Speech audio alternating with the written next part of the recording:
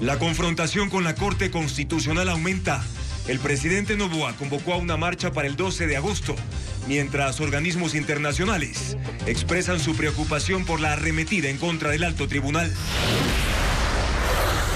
La ministra de Gobierno aseguró que hoy se entregarán a la Corte Constitucional las 7 preguntas para la consulta popular y referendo, y propone el domingo 30 de noviembre para hacerlo. El secretario de Estado de Estados Unidos, Marco Rubio, visitará Ecuador para tratar con el presidente Noboa temas de seguridad, migración y política internacional. Cientos de jóvenes acudieron al MIES en todo el país para inscribirse en el programa Jóvenes en Acción tras el segundo día de colapso de su web. Ya hay 66,000 registrados. A inicio de mes, Ecuador retomó la exportación de petróleo. El primer embarque fue de 720,000 barriles, tras casi un mes de paralización. Televistazo estuvo allí. El gobierno de Argentina presentó una denuncia penal en la Fiscalía contra los estudiantes de medicina, entre ellos ecuatorianos que hicieron trampa en el examen para obtener una residencia. El zaguero central ecuatoriano William Pacho regresó a los entrenamientos del PSG para el inicio de la pretemporada. ¿Qué pasó con el acta de independencia y por qué se escogió a la sala capitular para firmarla? Estas preguntas serán respondidas en una primera entrega del especial por el primer grito de independencia del 10 de agosto. Televistazo presenta destinos para el feriado del 10 de agosto. En el corazón de Napo se esconde la laguna Paicahue de 1 kilómetro, que se alimenta de 40 vertientes subterráneas y está rodeada de selva intacta. Muy buenas noches, amigos. Comenzamos con el desarrollo de la información más destacada. Bienvenidos ya a Televistazo Estelar. El presidente de la República, Daniel Noboa, convoca una marcha en contra de la Corte Constitucional. Mientras tanto, organismos internacionales rechazan las presiones a los jueces y alertan sobre los ataques del gobierno a la independencia de la Corte. Informa Jacqueline Rodas. La arremetida del gobierno en contra de la Corte Constitucional se agudiza. El presidente Daniel Noboa ahora plantea una marcha hacia la sede del organismo en rechazo a las decisiones que suspendieron temporalmente 17 artículos de las leyes de solidaridad, integridad pública e inteligencia. ¿Por qué no podemos permitir que 9 personas entronadas que ni siquiera quieren aparecer en foto vienen y nos tiran abajo las leyes que le pueden dar seguridad a cada uno de ustedes? Ese día 12, el martes, yo marcharé con la gente y marcharemos hacia la Corte Constitucional para hacer sentir el verdadero poder del pueblo. La convocatoria a la marcha es solo la acción más reciente. Este martes, el primer mandatario propuso una consulta popular para permitir que los jueces constitucionales sean sometidos a juzgamiento político en la Asamblea. Y horas antes, la ministra de Gobierno, Zaida Rovira, y el presidente de la Asamblea, Nils Olsen, bautizaron a los jueces como enemigos del pueblo, que están del lado de los criminales. Esto provocó reacciones internacionales. Margaret Satterthwaite, relatora especial de las Naciones Unidas sobre independencia de jueces, habla de noticias muy preocupantes en Ecuador. La Corte Constitucional ha sido amenazada por otros poderes del Estado. Una ministra de Gobierno parece haber acusado a la Corte de socavar la democracia y empoderar a grupos criminales, mientras otros funcionarios públicos han propuesto un referéndum para permitir el juicio político de los jueces constitucionales. Los jueces deben estar libres de presiones políticas y represalias. La independencia judicial no es opcional, es la base de la democracia. Las amenazas son inaceptables. También reaccionó Juanita Gobertus, directora regional de Human Rights Watch. Ecuador: rechazamos los ataques a la Corte Constitucional por suspender normas que amenazan derechos. La Corte es clave para proteger el Estado de Derecho y debe poder actuar con independencia y sin presiones. Las autoridades deben respetar y garantizar su labor. A nivel local, se pronunció la Alianza de Organizaciones de Derechos Humanos, que reúne a 14 entidades. Califican como gravísima la amenaza a la independencia de la Corte y exigen al presidente que se abstenga de hostigar y estigmatizar a los magistrados. El Ejecutivo sostiene que no hay retaliación contra la Corte Constitucional, institución que debe aprobar las 7 preguntas para la consulta popular que propone el presidente Noboa. Según la ministra de Gobierno, hoy entregarían formalmente la propuesta al organismo, que incluye que sus jueces puedan ser sometidos a juicio político, y no descartan agregar más preguntas a las que ya se conocieron ayer públicamente en las redes sociales. Diego Cuenca actualiza la información. El gobierno nacional tenía previsto entregar este miércoles a la Corte Constitucional las 7 preguntas para la consulta popular y referendo. Así lo anunció la ministra de Gobierno, Zaida Rovira, en entrevista con Contacto Directo. Sin embargo, hasta el cierre de este reporte, eso no ocurría. Ese organismo deberá analizar el contenido de las preguntas para determinar si se trata de una enmienda o reforma parcial a la Constitución. Y si son aprobadas, pasarán al Consejo Nacional Electoral para que convoque a los ciudadanos a las urnas. La fecha a la que el Ejecutivo apunta es el domingo 30 de noviembre. Estamos recién en una primera fase. El presidente ha planteado las preguntas recién. Entonces, estamos asimilando, explicando a la ciudadanía las preguntas. Vamos con los anexos en próximos días. Es decir, el Ejecutivo publicó las preguntas sin tener listos los anexos, los textos que detallan cómo se ejecutarán los cambios en la Constitución en cada pregunta que sea aprobada por los electores. Por ejemplo, en esos documentos se conocerán los detalles de las atribuciones que deberán reasignar a la Asamblea Nacional en caso de que logren eliminar el Consejo de Participación Ciudadana y Control Social, organismo encargado de elegir a las máximas autoridades del Estado. Y que sus funciones se trasladen a otras instituciones de la propia función. Es decir, no estamos alterando constitucionalmente al Estado. Tampoco está claro cuáles son los parámetros para reducir el número de asambleístas, como lo establece la 4ª pregunta. Rovira también explicó por qué insisten en temas que ya se consultaron antes, como la contratación laboral por horas, aunque ahora será únicamente para el sector turístico. En este momento nos hemos dado cuenta que es urgente que o deben darse cuenta también la ciudadanía, que es urgente que se abran más canales para que los jóvenes, sobre todo los jóvenes, tengan posibilidades laborales. La ministra de Gobierno no descarta que puedan incluirse nuevas preguntas durante el proceso. Y hoy se movilizaron decenas de mineros a la Corte Constitucional. Representantes del sector piden celeridad en el trámite de las demandas para la suspensión de la tasa minera. Paul Romero informa que para mañana se anuncia otra marcha, pero de las organizaciones sindicales. ¡No a la tasa minera!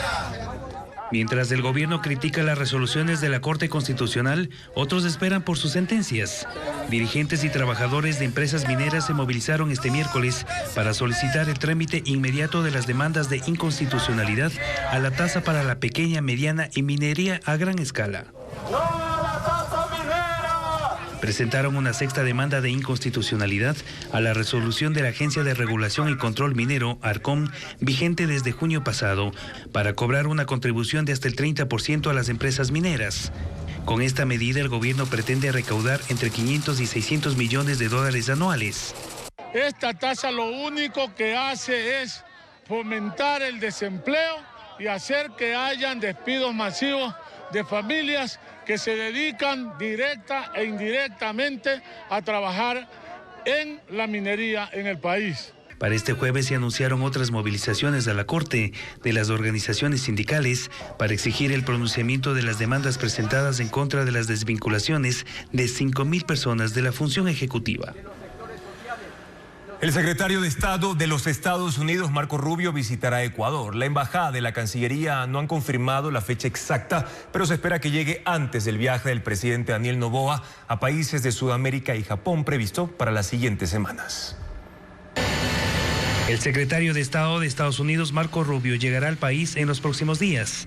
La visita fue confirmada por la canciller Gabriela Sommerfeld a diario El Universo, pero no precisó el día. Fuentes consultadas por Televistazo señalaron que llegaría el próximo 13 de agosto, antes de la nueva gira internacional del presidente Daniel Noboa a Brasil, Uruguay, Argentina y Japón, prevista para finales de este mes y las primeras semanas de septiembre. El viaje de Rubio a Ecuador, según las autoridades del gobierno, ratifica las buenas relaciones bilaterales con Estados Unidos para ampliar la agenda de cooperación en áreas de seguridad, migración y comercio. Noboa y Rubio prevén analizar el impacto de los aranceles que impuso el gobierno de Trump a los productos ecuatorianos de exportación, que ahora están en revisión en una ronda de negociaciones entre los dos países. Los acuerdos de cooperación para el fortalecimiento de la capacidad operativa de las Fuerzas Armadas y Policía, vigentes desde 2023 para la lucha contra el narcotráfico y el crimen transnacional. El anuncio de la visita de Rubio se hizo 6 días después de la reunión entre la secretaria de Seguridad de Estados Unidos, Kristi Noem, y Noboa en el Palacio de Carondelet, en donde firmaron un acuerdo para el intercambio de información biométrica de terroristas y delincuentes y la activación de oficiales de enlace entre los dos países. Ecuador retomó sus exportaciones de petróleo tras casi un mes de paralización de la industria. Televistazo estuvo en la terminal de Balao y documentó en imágenes el proceso de exportación del crudo nacional que fue suspendido por problemas en el transporte de oleoductos. Francisco Garcés tiene un informe.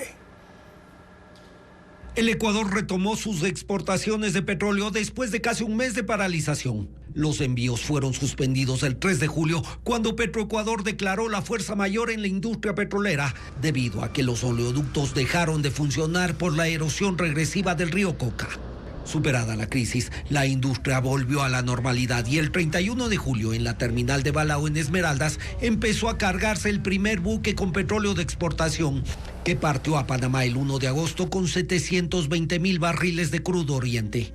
A partir de esa fecha, Petroecuador intenta recuperar el ritmo en las exportaciones de crudo, después de que en julio fueron cancelados 7 concursos de exportación por 15 millones de barriles y se postergaron envíos ya comprometidos por 3,2 millones de barriles.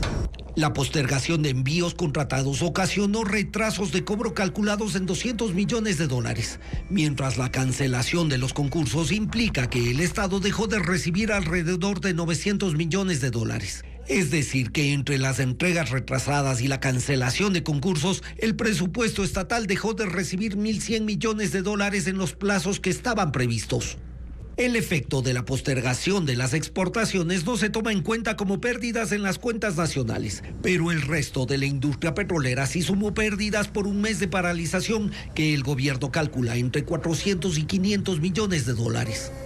Para mediano plazo, Petroecuador cuenta con proyectos para hacer más ágiles las exportaciones y aumentar la producción petrolera. Uno de ellos es la modernización de la terminal de Balao y la compra de una nueva boya de carga de crudo, que es la estructura a la que se amarran los petroleros para cargar. El país es el que va a ganar, ¿sí?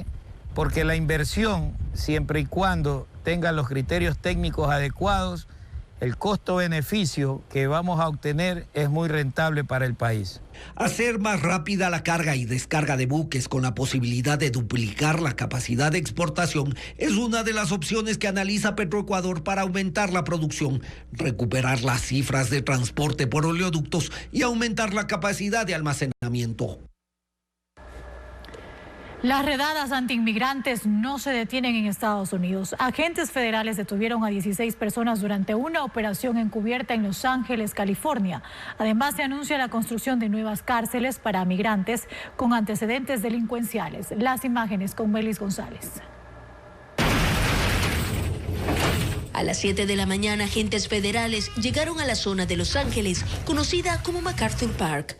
Estaban ocultos en un camión de mudanzas y sorprendieron a decenas de migrantes que estaban desayunando en puestos de comida callejera. 16 personas fueron detenidas durante la operación, que violó una orden judicial emitida el mes pasado y que prohíbe las redadas migratorias sin justificación en gran parte de California. Y es que la ofensiva contra los indocumentados no se detiene en Estados Unidos y la administración Trump anunció la construcción de nuevos centros de detención. El secretario de Defensa Pete Hegseth afirma que una base militar en Nueva Jersey puede albergar a los extranjeros detenidos sin afectar las operaciones. Pero también anuncian la construcción de un centro que es una copia del Alligator Alcatraz de Florida. Pero este estará ubicado entre Indianápolis y Fort Wayne en el estado de Indiana. La idea es llevar a estos sitios a inmigrantes con antecedentes penales severos. Los nuevos centros de detención aumentarán de 60,000 a 100,000 las plazas para albergar indocumentados en Estados Unidos. Y el gobierno argentino interpuso una denuncia penal en contra de los médicos ecuatorianos acusados de hacer trampa en el examen nacional de residencias. Además, hay 141 postulantes, la mayoría extranjeros, que tendrán que volver a rendir la prueba, como lo explica María Cecilia Largacha. El tema pasó ya del escándalo al plano legal. El vocero presidencial argentino, Manuel Adorni, publicó en su cuenta de la red social X lo siguiente: no vamos a permitir que se acceda a cargos médicos de manera fraudulenta, poniendo en riesgo la vida de todos. Acabamos de presentar la denuncia penal contra todos aquellos que hicieron trampa o fueron cómplices de la estafa en el examen de residencias médicas. El que la hace, la paga. Y esa publicación toca de cerca a médicos ecuatorianos, cuyos puntajes excesivamente altos fueron los que hicieron saltar las alarmas. En muchos de ellos, la nota obtenida no se corresponde con los antecedentes académicos ni con el rendimiento histórico de sus universidades. En Argentina, cada año los médicos que quieren hacer una residencia o una especialidad deben rendir un examen nacional cuya exigencia académica es altísima. Este año se presentaron 18.000 médicos y cuando llegaron los resultados se supo que los primeros lugares estaban ocupados por médicos ecuatorianos. Entre ellos hubo un caso que se lo dio simbólico. Un extranjero que obtuvo 92 puntos filmando el examen con anteojos especiales. Engañó al sistema. Intentó robarle el lugar a un médico honesto que estudió y se preparó. Esto no es un error técnico, esto es fraude. Ese caso simbólico al que se refiere es este. Un médico ecuatoriano cuyos datos de identidad son visibles en la grabación clandestina que él mismo realizó y que ahora se ha hecho viral en redes sociales.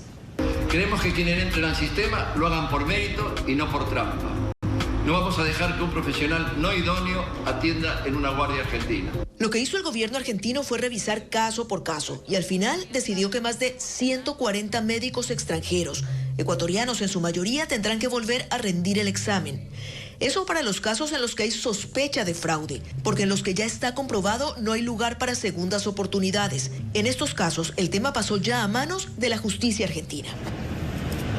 La Superintendencia de Bancos reveló que tras los falsos rumores sobre el cierre del Banco Pichincha, los clientes retiraron 160 millones de dólares de sus cuentas, más del doble del usual en un día. El organismo asegura que esto no afecta la liquidez de esa institución financiera, pero sí presentó una denuncia en la Fiscalía para determinar quiénes fueron los responsables de lo que consideran una campaña para causar pánico financiero en el país. Diego Cuenca con el informe.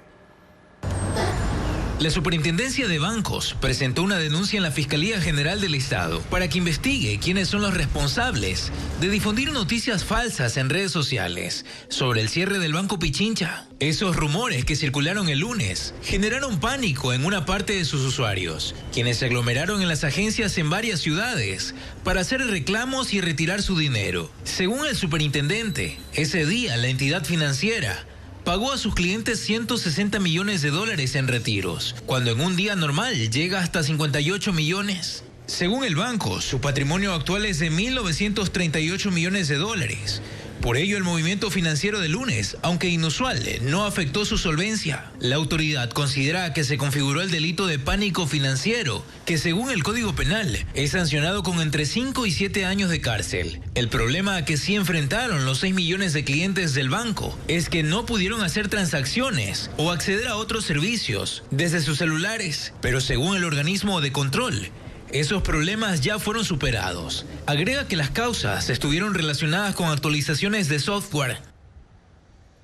El proceso de matriculación para los estudiantes del régimen Sierra y Amazonía ya está abierto. Además, los ciudadanos ya pueden aplicar para el cambio de domicilio electoral. Luis Alfredo Zúñiga con la información de estos y otros servicios.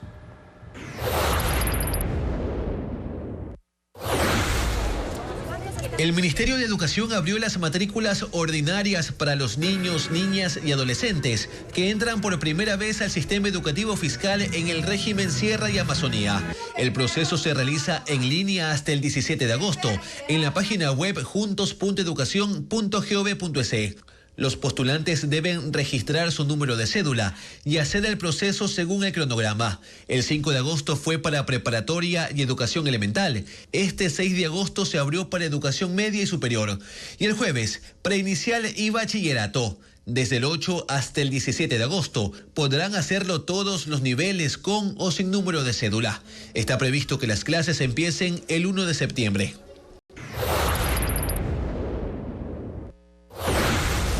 Los ciudadanos que desean cambiar su domicilio electoral de cara a la consulta popular pueden hacerlo en el portal web cne.gov.es, ingresar a la pestaña Trámites y Servicios, luego a Servicios Ciudadanos y Servicios en línea.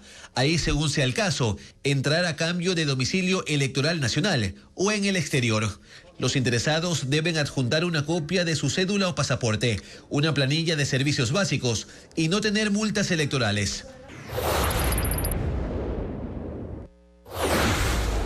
Hasta el 7 de agosto se desarrolla la segunda edición de la Feria Académica Elige Crear, organizada por el Ministerio de Cultura y Patrimonio. Está dirigida a jóvenes bachilleres con intereses en continuar sus estudios de tercer nivel, también para gestores culturales y artistas que buscan la profesionalización. Son 19 universidades que muestran su oferta académica en el Museo Antropológico y de Arte Contemporáneo MAC en el centro de Guayaquil, de 9 de la mañana a 5 de la tarde.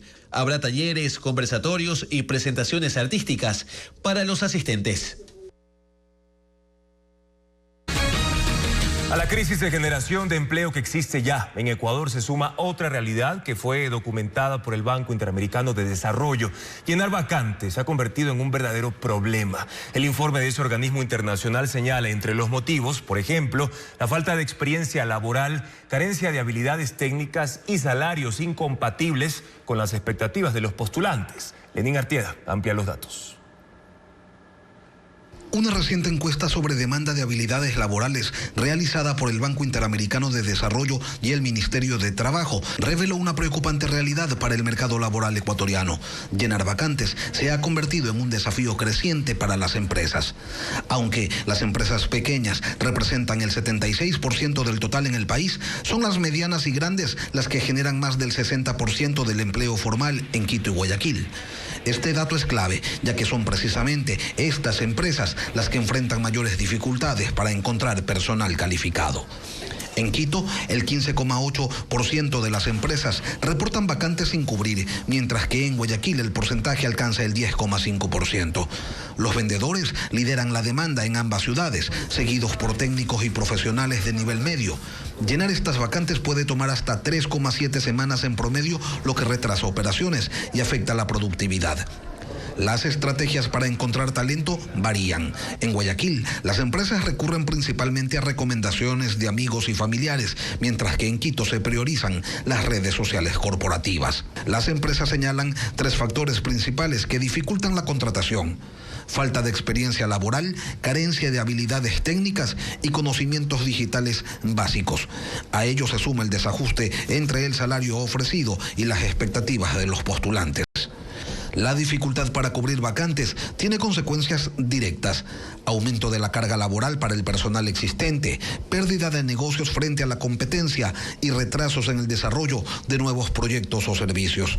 Esta situación pone en evidencia la urgente necesidad de programas de formación técnica que preparen mejor a los trabajadores para las exigencias del mercado.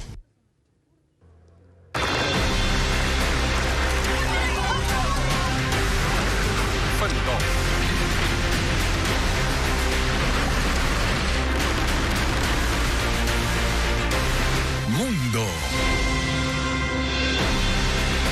El enviado especial de Estados Unidos para Rusia y Medio Oriente, Steve Witkoff, se reunió este miércoles con el presidente de Rusia y se abre una puerta para un encuentro de Donald Trump y Vladimir Putin. Entre los planes está también un encuentro posterior con el presidente de Ucrania, Volodymyr Zelensky. Esto ocurre a pocos días del vencimiento del plazo que Trump le dio a Putin para que ponga fin a la invasión en suelo ucraniano, como lo reporta Pedro Jiménez. Vladimir Putin recibió este miércoles a Steve Witkoff en Moscú. Fue un encuentro de 3 horas para conversaciones que luego fueron calificadas por el asesor internacional de la presidencia rusa, Yuri Ushakov, como útiles y constructivas.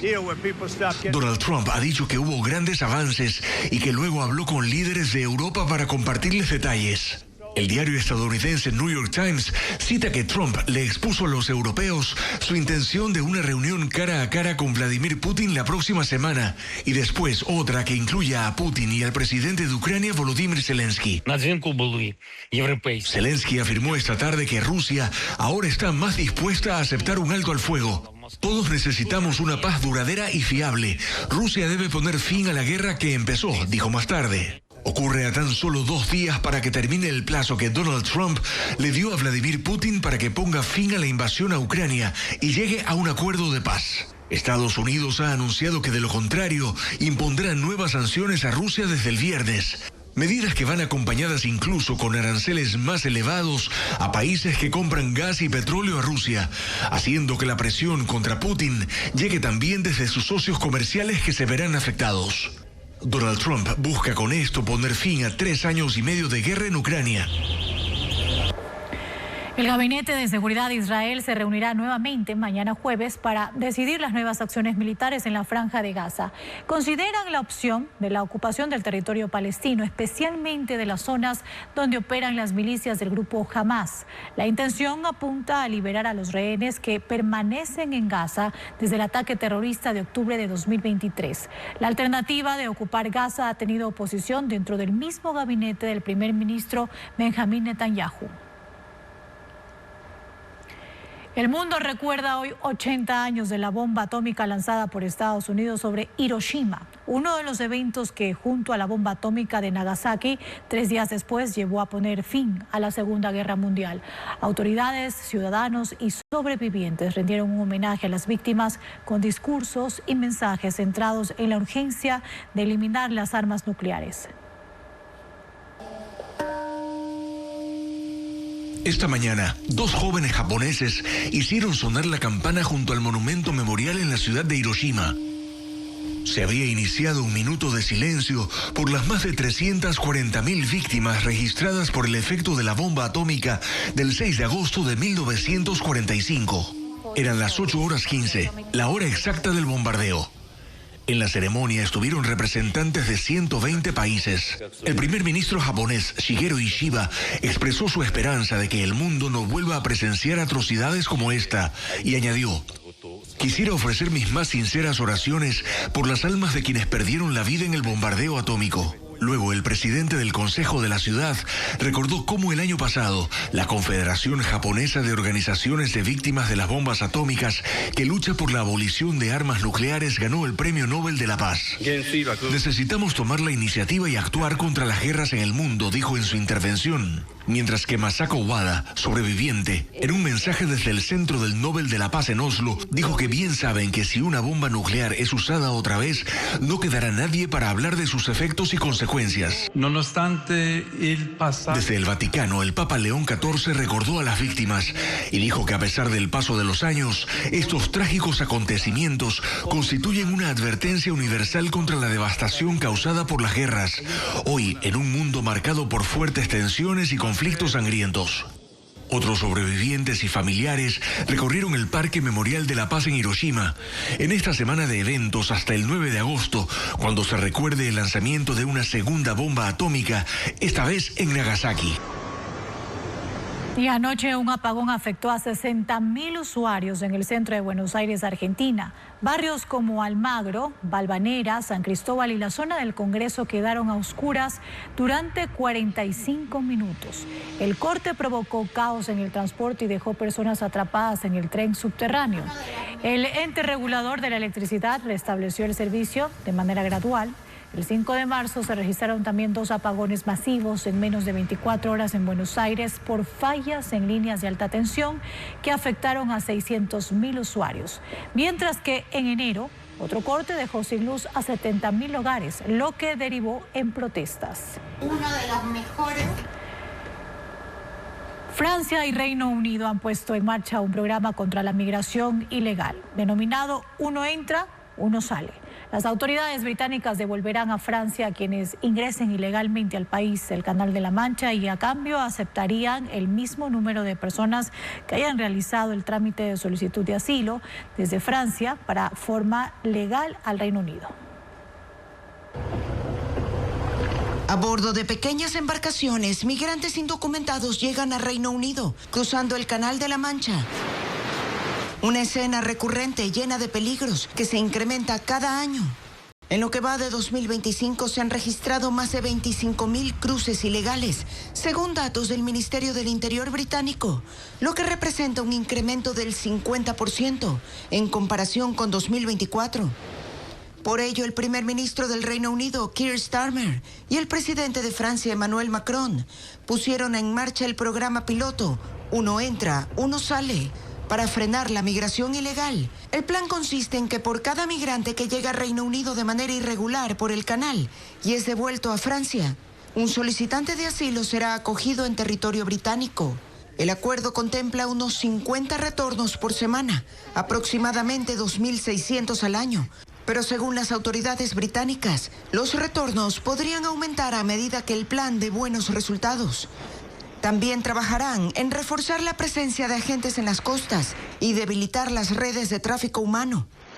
El objetivo es incentivar la migración legal, a pesar de que en las últimas semanas, movimientos en contra de los migrantes han protagonizado protestas cerca de los hoteles del Reino Unido que albergan a los solicitantes de asilo. Una nueva comedia sobre dos amigas que descubren secretos de sus familias se presenta en Quito, mientras que en Guayaquil se prepara un recital con famosas composiciones de ópera. Vamos ahora a repasar la agenda cultural para los próximos días.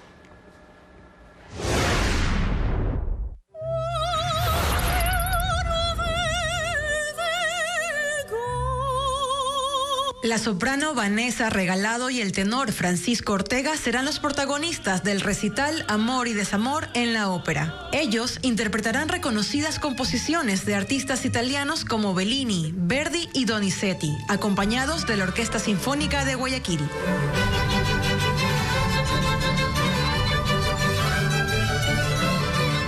En el espectáculo musical se exploran emociones intensas como el amor y la traición. El evento gratuito es organizado por el Centro Ecuatoriano Norteamericano y será este jueves a las 7 de la noche en el auditorio de la Iglesia San Alberto Magno en la parroquia La Aurora de Daule.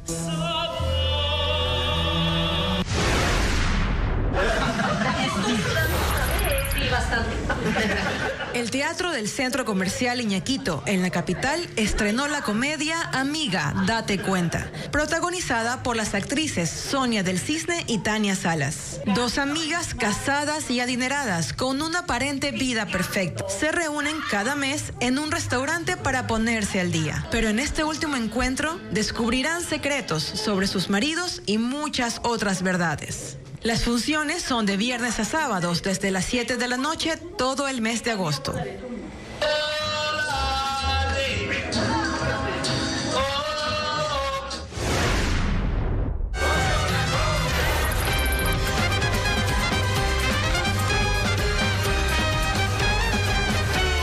El estudio de danza Amada Cultura ofrecerá un programa artístico gratuito este viernes 8 en la explanada de La Bota, en el Malecón del Salado de Guayaquil.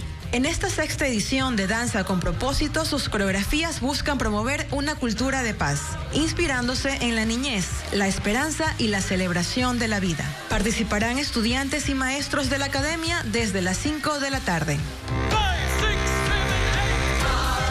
Y ya comenzó en Guayaquil la Cumbre del Cacao 2025 que congrega líderes, productores y expertos del gremio. Además de las conferencias técnicas, el concurso Pepa de Oro es uno de los ejes centrales. 10 haciendas, de hecho, compiten por ser la mejor productora de cacao fino de aroma. María Gabriela Carpio nos explica bajo qué criterios y parámetros serán evaluadas.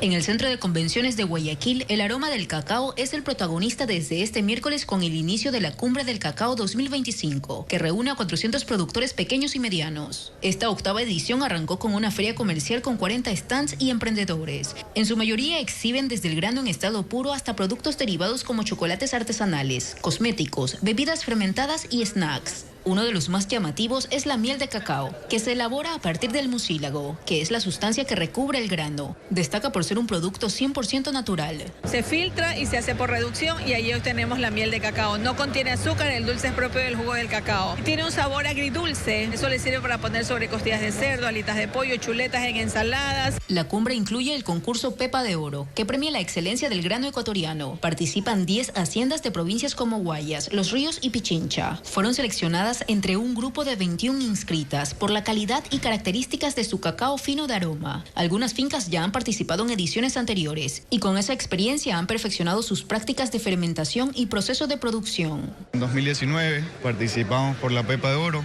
ganamos. Gracias a eso decidimos empezar con el chocolate. Si tenemos el mejor cacao, ¿por qué no hacer el mejor chocolate? Para el concurso, cada productor envió un quintal de grano seco para que sea evaluado por un panel de 11 catadores expertos que analizan el aroma, la fermentación y el sabor. Las muestras fueron tostadas, peladas y convertidas en una pasta pura de cacao, conocida como licor, que el jurado degustó sin azúcar. Ese licor, que no tiene ni azúcar ni nada, ese es el licor que se cata. Comienza a percibir todos los aromas que se le pueden imaginar, nueces, florales, pasas, puede también percibir humedad, moho, madera, y eso da una puntuación.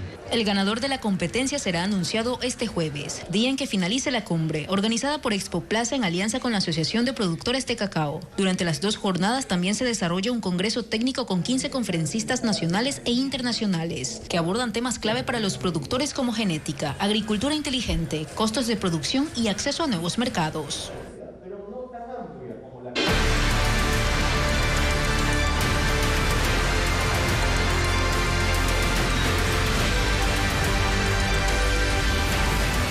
De agosto, independencia y feriado.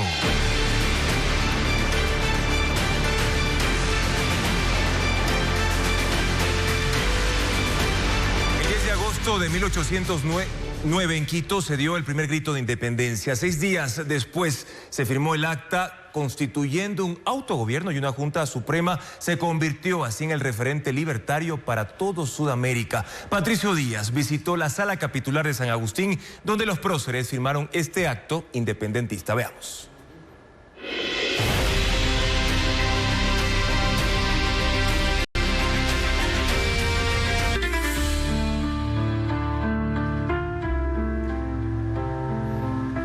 Las bajas temperaturas en Azuay provocaron que el Parque Nacional El Cajas esté cubierto completamente de hielo, un fenómeno que se genera por segunda ocasión en tan solo un mes. Según el Instituto de Meteorología, el INAMI, una corriente de frío afecta a esa provincia y también a Guayas. Estefanía Arias con el informe. Cubierto de hielo. Así amaneció este miércoles el Parque Nacional El Cajas en Cuenca, debido a las bajas temperaturas, a la humedad y a las ligeras precipitaciones, haciendo que este fenómeno pareciera una especie de nevada. Según la Red Hidrometeorológica de Cuenca, la situación se debe a la transición de la temporada de invierno a verano, junto con el ingreso de aire frío polar proveniente del sur del continente. Son efectivamente la corriente fría de Humboldt en el océano y el anticiclón del Pacífico Sur, que está afectando o transportando masas de aire frías y secas desde el sur del continente. Una corriente que también está afectando a Guayas, según el INAMI. Noches frías y ligeras lloviznas se han reportado en Guayaquil en las últimas semanas. El sábado pasado se registraron 20.7 grados en el puerto principal, la temperatura más baja en lo que va del mes. Vamos a tener precipitaciones ligeras para esta época, para lo que resta de la temporada poco lluviosa. Mientras el Cuerpo de Bomberos de Cuenca monitorea la situación en Azuay, una de las provincias que más se ha visto afectada por el frío y las precipitaciones, en contraparte a otras como Pichincha, en donde se registran altas temperaturas. La subvariante de Omicron denominada Frankenstein ya se encuentra en 2 países de América. Entre sus principales síntomas destaca la afonía, es decir, la pérdida de la voz. Sin embargo, el Ministerio de Salud Pública dijo a Televistazo que por ahora no hay registro de esa cepa en Ecuador. Más detalles con Carla Delgado. Frankenstein, la subvariante de Omicron, se expande por América. Argentina confirmó su primer caso. Se trata de 3 pacientes de 8 que habían dado positivo para COVID durante la última semana. La subvariante de COVID-19 fue identificada por primera vez en el sudeste asiático y se expandió rápidamente a 38 países, entre ellos Reino Unido, España y Brasil. En este último se confirmó que la cepa representó el 62% de los casos analizados en Río de Janeiro en julio. A esta variante se le atribuye la alta capacidad de transmisión. Aproximadamente se puede transmitir por contacto en un grupo de aproximadamente 5, 6, 7 personas a la vez en ese sentido. Y aunque la Organización Mundial de la Salud la ha catalogado por ahora como de bajo riesgo, insiste en la necesidad de fortalecer los sistemas de vigilancia y pidió actualizar las vacunas periódicamente para mantener su eficacia frente a nuevas cepas. Los síntomas están relacionados con los propios del COVID-19. Fiebre, dolor de garganta, tos seca, pero tiene una característica que la distingue. La persona va perdiendo el tono de su voz, va disminuyendo el tono y el tono incluso llega a perder. Los grupos de riesgo son personas con comorbilidades, de la tercera edad y embarazadas. El Ministerio de Salud informó que por ahora esta variante no se ha detectado en el país. La Comisión de Fiscalización de la Asamblea Nacional enviará a la Fiscalía, la Contraloría y la Embajada de Estados Unidos los documentos entregados por los procesados Daniel Salcedo y Javier Jordán relacionados con la corrupción en el sistema público de salud. En el siguiente reportaje explicamos cómo procederá esa mesa legislativa. Unas 6.000 hojas enviadas por Daniel Salcedo y Javier Jordán serán puestas a consideración de la Fiscalía General del Estado, la Contraloría y la Embajada de Estados Unidos. La Comisión de Fiscalización de la Asamblea decidió este martes que sean estos organismos los que examinen esos documentos. La asambleísta Natalie Morillo lo propuso y la comisión aprobó por unanimidad. Pudiendo haber revisado toda la información recibida de ambas partes, asombra ver los casos o los nombres que se han mencionado aquí. Aunque en principio dentro de la propuesta solo estaba considerada la Fiscalía y la Embajada de Estados Unidos. La asambleísta del correísmo Ana Herrera pidió que se incluya la Contraloría e incluso que se debata en otras comisiones. De la información entregada por el señor Jordán, también hay información sobre presuntas irregularidades o actos de corrupción desde el año 2024. Por lo tanto, esa información también debería ser incorporada. El pasado 17 de julio, Salcedo en esta comisión habló de una red para obtener contratos en los hospitales. Nombró a Jordán. Además, se refirió al asesinato de Fernando Villavicencio. Salcedo fue sentenciado en el caso Metástasis, donde se investigó una red de delincuencia organizada vinculada a autoridades judiciales, empresarios y su relación con el narcotráfico. En la mesa no se hizo alusión a los cuestionamientos que también han salpicado a Ferdinand Álvarez, presidente de esta comisión. Durante los 2 primeros días de lanzamiento, 66.000 personas ya se inscribieron en el programa Jóvenes en Acción. Debido a la alta demanda, la página colapsó y el MIES habilitó puntos presenciales para poder atender a los usuarios. Diego Puente presenta los detalles de lo ocurrido en 4 ciudades. Jóvenes de 18 a 29 años formaron extensas filas este miércoles en el barrio del Astillero, en el sur de Guayaquil, para inscribirse en el programa Jóvenes en Acción. Muchos llegaron desde las 7 de la mañana, en carros, a pie, en bus o en moto. Llevaron la copia de la cédula y esperaron junto a sus padres y abuelos en la sede para la inscripción presencial. Unos quieren repetir la experiencia, aunque no les hayan pagado completo. Un pago de 400. Yo fui al gobierno nacional, al edificio, y de ahí me sacaron la vuelta, pero ya. Mientras esperaron en la fila, que se extendió por una cuadra, los jóvenes aprovecharon para llenar la información que les hacía falta apoyando su hoja en la pared. Dirección, teléfono, parroquia, correos y número de cuenta bancaria, uno de los requisitos para acceder a uno de los 80.000 cupos. En Ibarra, en Imbabura, las filas también fueron extensas. Esperaron por 3 horas para usar una de las computadoras que el MIES colocó a lo largo de una sala. En otra oficina, funcionarios de ese ministerio ayudaron a otros interesados a verificar si estaban registrados correctamente. Se presentaron intermitencias en la página web del registro y muchos tuvieron que salir sin completarlo. En Cuenca, el MIES habilitó una oficina en el centro histórico. Una fila de 100 personas se formó. La espera fue en promedio de 2 horas, que no les importó porque necesitan los $1,200 que el gobierno ofreció pagar por las pasantías. Yo participé en el anterior proceso y sí, me resultó bien. Yo estuve realizando encuestas. En Quito, los jóvenes acudieron a la plataforma gubernamental en el sur. Tras una espera de hasta 3 horas, pasaron a oficinas donde funcionarios los registraron en una computadora sin acceso al sistema de Jóvenes en Acción. La verdad está el sistema colapsado. Nos hicieron anotar en Excel, que es más factible. Al salir no tuvieron certeza de que si ese registro fue suficiente. Por eso intentaron nuevamente llenar el formulario en la página web. La plataforma para la inscripción del programa presentó intermitencias durante 40 horas y a las 16 horas de este miércoles funcionó sin inconvenientes. Los problemas, dijo el ministerio, se produjeron por un ataque informático y por una masiva participación que provocó el colapso de la página web. El Ministerio de Inclusión Económica y Social aseguró que hubo 66,000 inscritos, aunque quedan 24 días para que se cierre la página de postulaciones. Ciudadanos chinos usaban aplicaciones de celulares para extorsionar y estafar a ecuatorianos y también mexicanos. Desde un call center llamaban 50 veces al día. La red tenía la capacidad incluso de recaudar al mes $67,000. Veamos. En esta oficina del norte de Quito, según la policía, operaba una maquinaria criminal transnacional.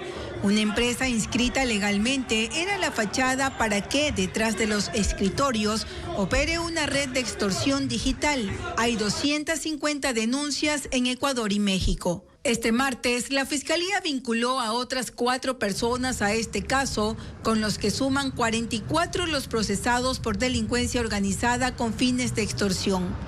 La investigación, que comenzó en 2024, reveló que esta red utilizaba 5 aplicaciones que ofrecían préstamos informales en Internet. Los usuarios, luego de descargarla en su celular, colocaban sus datos personales, mapa de ubicación y otorgaban permisos que permitían a los delincuentes tener acceso a todos los contactos, imágenes y redes sociales que estaban en los dispositivos. Los maleantes utilizaban estas fotos para realizar montajes sexuales con los rostros de las víctimas y las amenazaban con difundirlos en Internet. Todo esto ocurría desde el call center LKL, constituido en enero de 2023. Estaba liderado por 2 ciudadanos chinos de 40 años y contaban con 100 trabajadores, en su mayoría jóvenes entre 18 y 25 años, a quienes se les exigía cumplir una cuota diaria de 50 llamadas extorsivas. Si lo lograban, recibían un bono de $25 al día, aparte de su sueldo. Según la investigación de la policía, esta red recaudaba hasta $67,000 al mes. Los uniformados están analizando la información de las víctimas en 55 computadoras y 150 celulares. La justicia ordenó la suspensión de la empresa LKL y la clausura provisional de sus oficinas. 3 guardias de seguridad fueron liberados luego de haber sido secuestrados en el cantón Durán, en Guayas. Además, la policía de Manabí halló una finca que era utilizada como centro de acopio de drogas. Estefanía Arias tiene un informe de justamente un detenido sobre este caso. 3 trabajadores de una empresa de seguridad fueron liberados durante un operativo en el sector de Taura, luego de haber sido secuestrados en el cantón Durán, en Guayas. Según la policía, fue la ciudadanía que alertó de que el vehículo había sido interceptado por hombres armados que se movilizaban en 20 motocicletas, llevándose a los 3 guardias. Las víctimas fueron encontradas maniatadas en medio de matorrales. Una balacera se desató en el cementerio de la cabecera cantonal de San Borondón durante un sepelio. Según testigos, decenas de personas ingresaban al sitio cuando llegaron 2 criminales en una moto y balearon a 2 hombres y a una mujer que estaban en la puerta, quedando gravemente heridos. Esta madrugada, la policía allanó una finca que era utilizada por la banda delictiva Los Choneros como un centro de acopio temporal de drogas en Manabí. El hallazgo ocurrió en el sector de La Aromo, en Manta. Los uniformados incautaron media tonelada de clorhidrato de cocaína, además de armas de fuego, celulares y 2 vehículos reportados como robados. Durante la operación denominada Fénix 228, se detuvo a Freddy P., alias Coco, quien custodiaba los paquetes. Los policías detenidos en el caso Depuración Azul robaban y comercializaban armas y municiones donadas por Estados Unidos, según la investigación fiscal. El acta de audiencia de formulación de cargos detalla cómo la red contaba incluso con un servicio de delivery, informa Fabiola Santana. La Fiscalía revela detalles del caso Depuración Azul, que procesa a 6 policías y 2 civiles por la venta de armas y municiones de dotación a criminales bajo la jerga de caja de caramelos. En audiencia, la fiscal Ruth Amoroso detalló que existe peligro procesal en la causa, hay comunicaciones con personas que están dentro de la cárcel de Cotopaxi. Se incautó en el segundo y tercer evento municiones donadas con la Embajada de los Estados Unidos. Escuchas telefónicas alertaron sobre el envío de las municiones estadounidenses en junio pasado. Se realizaron 2 operativos. Allí se detuvo al destinatario, un miembro de la banda de los Freddy Krueger de nombre Natanael. Para él eran 2 envíos por cooperativa de transporte desde la terminal terrestre de Carcelén en Quito hasta Guayaquil. Según la investigación fiscal, un envío lo hizo un cabo del guardalmacén del rastrillo policial. El otro, ese mismo día, la esposa de un sargento del rastrillo general. Antes hubo otro evento que da cuenta que la banda tenía el servicio de delivery. Según la Fiscalía, en abril de este año, el mismo guardalmacén del rastrillo robó 20 pistolas Glock policiales y las entregó al taxista de la red, quien las envió a Guayaquil por transporte interprovincial a nombre de otro cabo de contingencia penitenciaria. Él las retiró y las llevó a su casa para entregarlas a un policía en servicio pasivo que tenía una tienda online de venta de partes de armas. La red vendía cada bala en $2, las pistolas Glock entre $1,000 y $3,000 y fusiles hasta $7,500. De acuerdo al acta de formulación de cargos, este caso se inició por la alerta emitida desde la Sala de Intersectaciones de Comunicaciones mientras investigaban un delito de cohecho. El caso ahora es delincuencia organizada y sigue en instrucción fiscal. Restan 2 meses de investigaciones. Un cargamento de droga valorado en $87 millones fue decomisado en Panamá. Según los agentes, la cocaína salió desde Guayaquil. Merlin Ochoa informa sobre el funcionamiento del sistema de alerta de narcotráfico. Casi 2 toneladas de cocaína fueron decomisadas en aguas panameñas luego de una alerta emitida desde la Unidad de Puertos Antinarcóticos de Ecuador. El buque mercante salió desde una de las terminales de Guayaquil, pero fue contaminado en el Golfo de la ciudad. Según los agentes, mientras el barco navegaba, lanchas rápidas con narcos lo rodearon y con cabos los delincuentes subieron la mercancía, abrieron 2 contenedores que transportaban cacao, introdujeron la cocaína y luego colocaron candados clonados para simular un cargamento legal. El destino final de la sustancia, valorada en $87 millones, era Alemania. Pero, ¿cómo funcionan las alertas? Estos operativos son parte de una red internacional de cooperación antidrogas. Ecuador tiene convenios con Estados Unidos, Colombia, Reino Unido y la Unión Europea. También hay coordinación con los 197 países que forman parte de la Interpol. Ecuador, ante la sospecha de contenedores contaminados, envía el aviso para que la embarcación sea inspeccionada en puertos de tránsito o destino. En el 2025, el país generó 22 alarmas con 20 toneladas de cocaína incautadas. En el 2024 hubo 18 avisos con 40 toneladas de droga decomisadas en puertos internacionales. Ecuador es usado por los narcos como una plataforma clave para sus envíos de cocaína, especialmente a Europa, desde los puertos del país.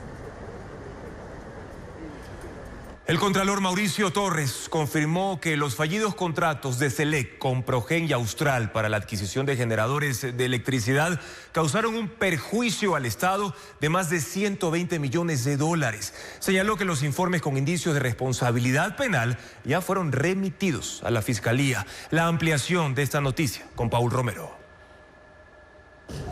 Anoche el contralor Mauricio Torres entregó a la Comisión de Transparencia y Participación Ciudadana los exámenes especiales de los fallidos contratos de la Corporación Eléctrica del Ecuador con las empresas ATM y Progen para la instalación de 3 centrales térmicas en Salitral, Quevedo y Esmeraldas durante la crisis energética en 2024. Según el contralor, los resultados de las auditorías determinaron un perjuicio al Estado de $123.5 millones, 69.6 millones en el contrato de la unidad unidad de negocio Termopichincha con Progen para Salitral y Quevedo, y 53.9 millones en el contrato de la unidad de negocios de Electroguayas para la Propicia en Esmeraldas. Torres dijo que los informes con indicios de responsabilidad penal de 43 involucrados fueron remitidos a la Fiscalía. La responsabilidad recae en el gerente general y también en los gerentes de las unidades de negocio, porque son ellos los que se encargan de la contratación, son ellos los que están haciendo la contratación. El Contralor no reveló nombres. En 2024, durante la suscripción de los contratos con las empresas cuestionadas, era gerente de Selec Fabián Calero, despedido el pasado 18 de julio de la corporación. Las irregularidades detectadas por la Contraloría en esos contratos son escandalosas. Según el Contralor, las empresas no presentaron garantías, capacidad técnica, económica, legal. Se verificó que los equipos eran viejos. Que son del año 2016, y por lo tanto tuvimos acceso a que inclusive las fotografías que se mostraban, las placas estaban sobremontadas. Los legisladores del correísmo cuestionaron al oficialismo, según ellos, porque bloqueó el proceso de fiscalización a la ministra de Energía Inés Manzano, a quien responsabilizan de los contratos irregulares, entre otros funcionarios. Es que se lleve adelante un proceso político desde la Asamblea Nacional que deje con claridad tanta sinvergüencería que se ha cometido y se ha perjudicado al Estado. La presidenta de la comisión ofreció presentar un informe de los contratos de ATM y Progen para que continúe la fiscalización. Aquí no hay impunidad para nadie. Nuestro trabajo es serio y responsable. La comparecencia del Contralor duró cerca de 2 horas y agregó que está en curso otro examen especial con la central termoeléctrica de Catamayo de la empresa Regional Sur.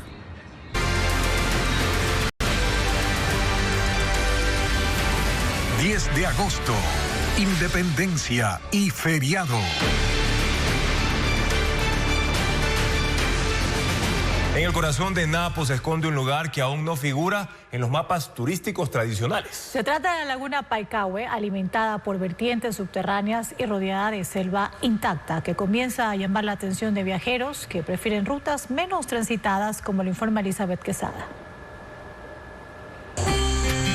En el corazón de Napo, al sur de Puerto Misaguayí, hay una laguna que no aparece en las rutas comunes. Se llama Paicahue y su nombre empieza a circular entre viajeros que buscan lugares menos explorados, sin filtros, desde el agua y en silencio. Su tranquilo espejo de agua, rodeado de higuerones, ubillas y helechos gigantes, refleja el bosque que lo custodia. La laguna, de 1 kilómetro de extensión y hasta 3 metros de profundidad, está alimentada por cerca de 40 vertientes subterráneas. En ella habitan cachamas, anacondas y decenas de paiches, el pez de agua dulce más grande de la Amazonía. A veces, en medio del silencio, un cardumen emerge en la superficie. Hasta allí se llega en una canoa a remo, tras un recorrido de 45 minutos en el que se puede avistar monos araña y chungo que se balancean entre los árboles. Pero ahora uno puede solo estar tranquilamente sentado en un bote y tomar fotos y sentir que uno está en la selva. En sus orillas vuelan y anidan más de 60 huatzines, aves con plumaje marrón, crestas erizadas y un andar torpe que contrasta con su elegante silueta. Son el emblema del lugar y una de las razones que lo han vuelto un destino privilegiado para el aviturismo. Las vertientes que mantienen la laguna también sostienen un bosque de 13 hectáreas, donde crecen árboles maderables y frutales que alimentan a perezosos, sajinos, armadillos, capibaras y venados rojos. Pero la riqueza de Paicahue no termina en su fauna. En sus bordes crecen plantas medicinales como la yustunda y la uña de gato, sembradas por comunidades quichuas que conservan los saberes de sus ancestros y los comparten con los visitantes. El recorrido completo dura cerca de 3 horas y es acompañado por guías locales, quienes no solo orientan el camino, sino que narran la historia del bosque. Y Lady Gaga lidera la lista de nominados a los MTV Video Music Awards 2025. Entre los latinos están Bad Bunny y Karol G. En el siguiente reportaje, Ana María Palacios nos cuenta más novedades de la premiación a los mejores videos musicales que será este 7 de septiembre.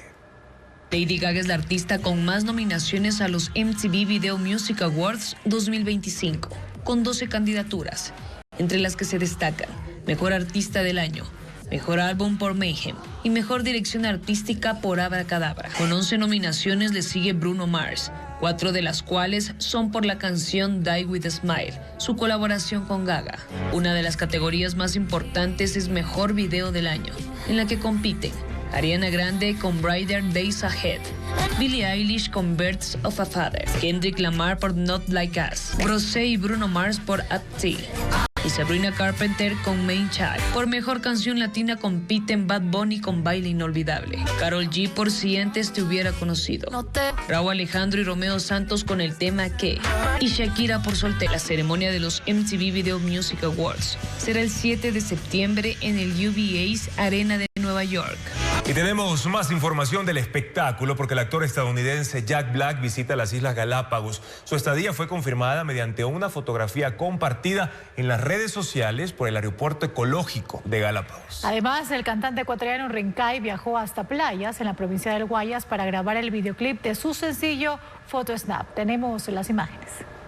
El actor estadounidense Jack Black visita las Islas Galápagos. Su estadía fue confirmada con una fotografía compartida en redes sociales por el Aeropuerto Ecológico de Galápagos. El artista es conocido por películas como Escuela de Rock, Kung Fu Panda y por interpretar a Steve en el filme Minecraft junto a Jason Momoa. El cantante ecuatoriano Rencay viajó hasta Playas en la provincia del Guayas para grabar el videoclip de su sencillo Photo Snap. La canción, interpretada en español y mandarín, evoca los momentos especiales que se quisieran capturar y atesorar para siempre.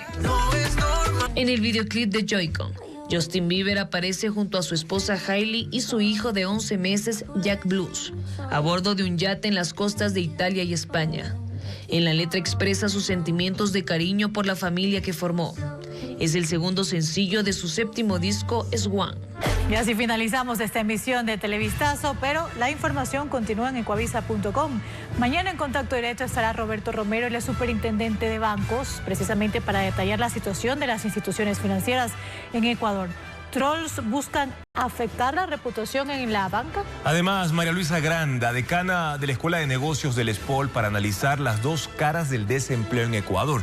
Largas filas para inscribirse en el programa Jóvenes en Acción versus la dificultad de empresas de Quito y Guayaquil para poder encontrar algunos perfiles. Gracias, amigos, por habernos acompañado. Buenas noches.